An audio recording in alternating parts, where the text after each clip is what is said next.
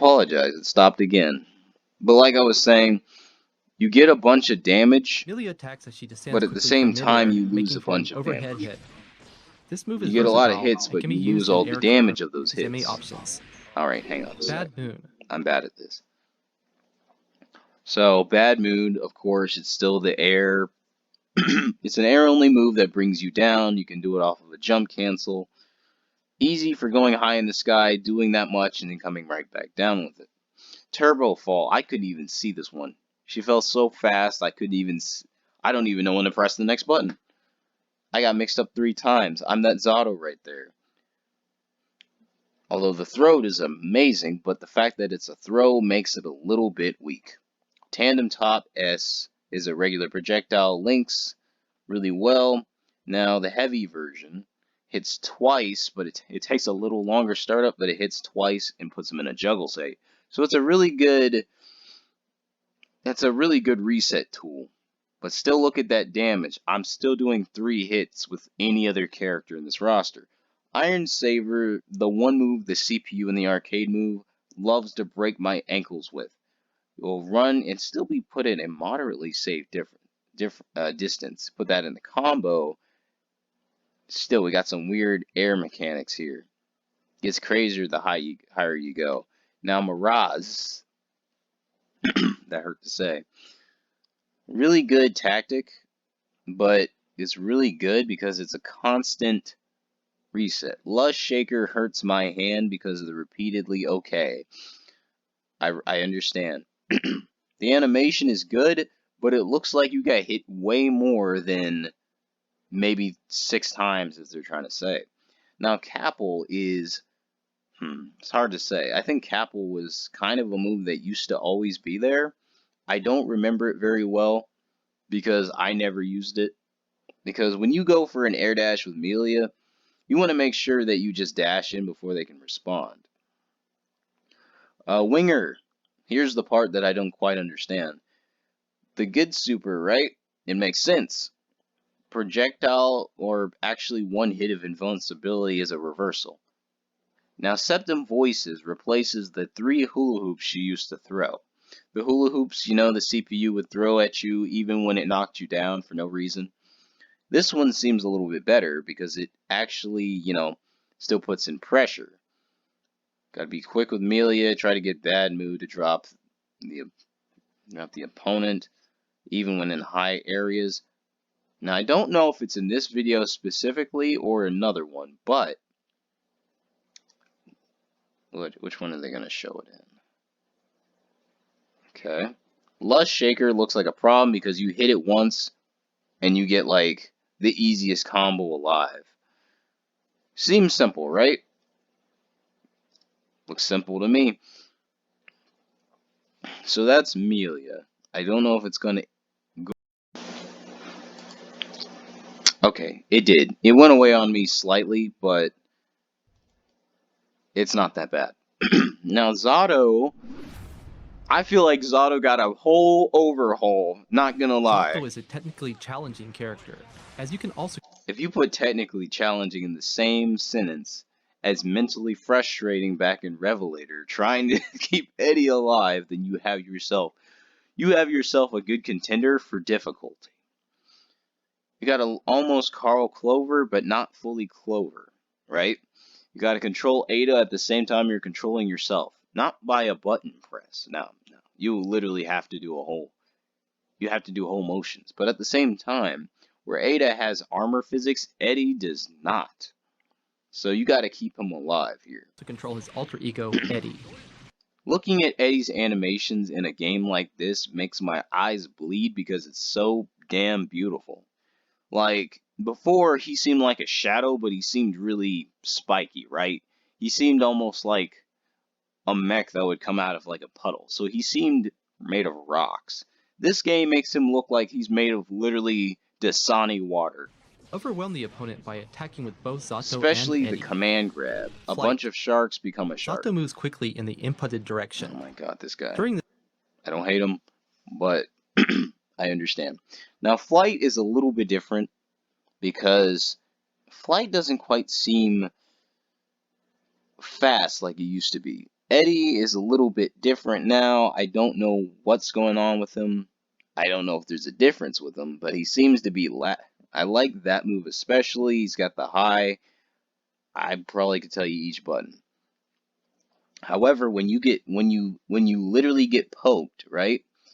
Takes now here they show it as, you know, quite a while, but in gameplay it looks like you get about, yeah, for the duration of the attacks that he does, it does about yeah, I like that move a lot. You get 3 attacks with him before he goes away. So summoning and unsummoning is going to be very fun on your list of chores.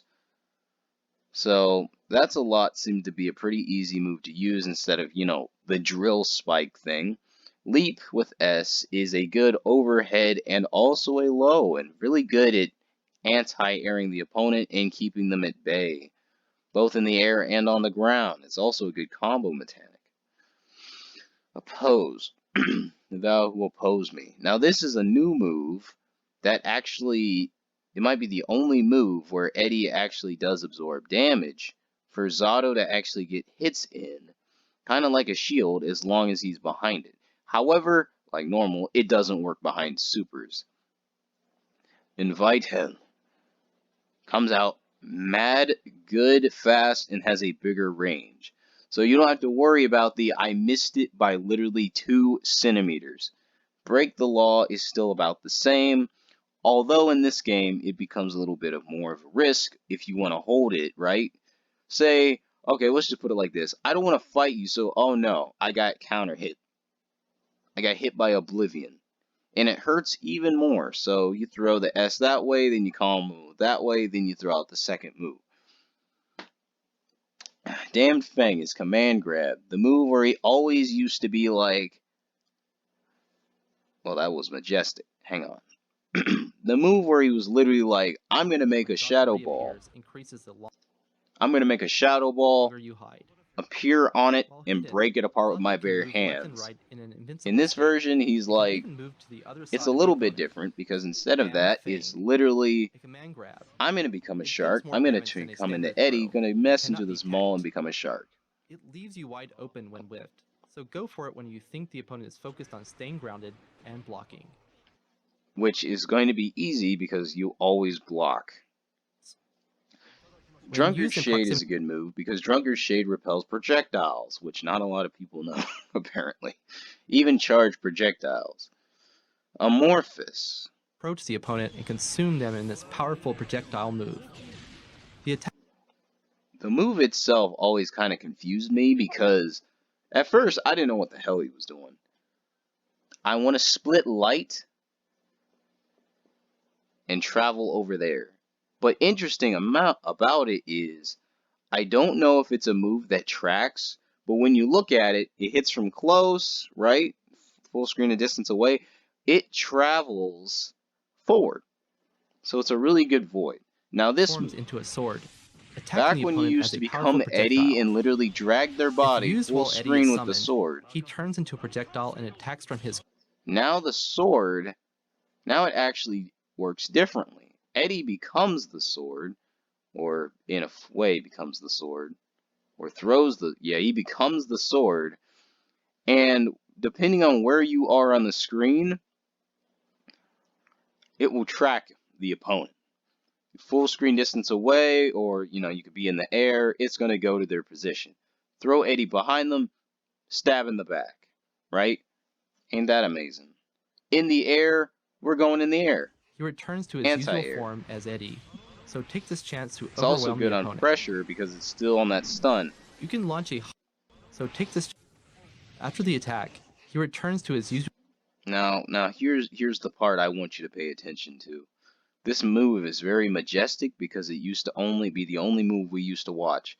Now, I want to say half that speed, right? Half that speed, and look at the risk gauge up on Ramlethal's end when she gets put into the reset, right? We're going to block all of this. Still a cool animation because he smiles like a genie over there. So watch Ramlethal's risk gauge on block. You've got 25. Block the super. Not really that much. You're right back in the mix. Go full screen. Catch the frog. That's almost 75 risk gauge after being put into two amounts of combo pressure on block. I'm sorry, but offense by coordinating Zato's movements with Eddie. oof. Use Pierce as a poke against grounded opponents. Now, I want to and leap say against- something else. The fact that they aren't going to give us a Leo video anytime soon, I can already tell, because Leo's not playable, but also get this. They have the nerve to show us Leo's second super in Zato's video, right? The traditional yeet, yeet, yeet, yeet, but interrupted, right? He could have killed him there with a random drill. That's the sad part. But yeah, easy stuff, right? Easy stuff. I feel like they kind of summoning and unsummoning are going to be a little bit harder to do. But if you're really good without using Eddie, the only move you might only need to worry about the only move you might need to do if you work solo without Eddie is only doing the oppose move. That armors attacks, they make him go away, quicker, but his recovery is faster. Before you had to wait like a whole 12 seconds, you only have to wait like 3 or 4. Or maybe 4 to 5. But in this game, you're always in neutral. Every string is like, you're always safe. So there's no problem with that. It's